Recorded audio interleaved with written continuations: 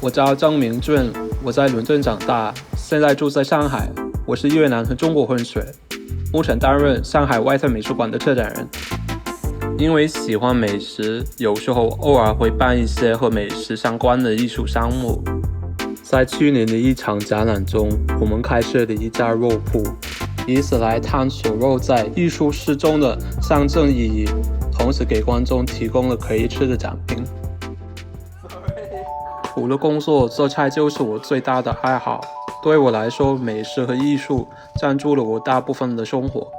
它既能让我逃离到另一个世界，也能让我更多的认同自己的身份背景。今天我想给大家制作越南特色菜 Bánh Hoi。说到越南菜，好像大家只会想到河粉和春卷。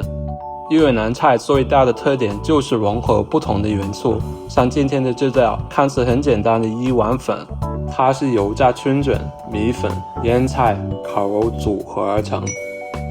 各种口感和风味结合在同一碗中，每一部分都很考验制作技巧。春卷是妈妈教我第一道越南菜，小时候因为便当里的亚洲菜受到同学的排挤，直到有一天我带了越南的春卷，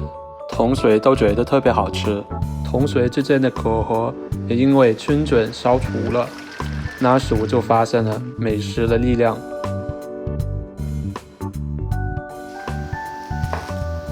米粉在越南南部很出名，是我们家最爱吃的一道菜。每次我做了什么，都会给家人发一张我做的菜的照片，告诉大家我们过得还不错。我喜欢吃那些很用心的菜，比如这可能是我第一次使用这样的日式烧烤，特地买了这样的陶炉，光是电炉火就摸索了好久。但是我想尝试一下，找到能让肉颜色更漂亮、正在延续风味的方法。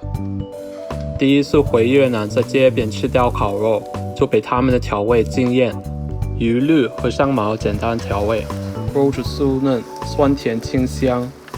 也是想把记忆里的味道还原出来。越南菜因为历史的原因，深受中国和法国的影响，特别讲究食物的本味，各种香草加上鱼绿就是越南菜的基本味型，少油多素，天然清爽。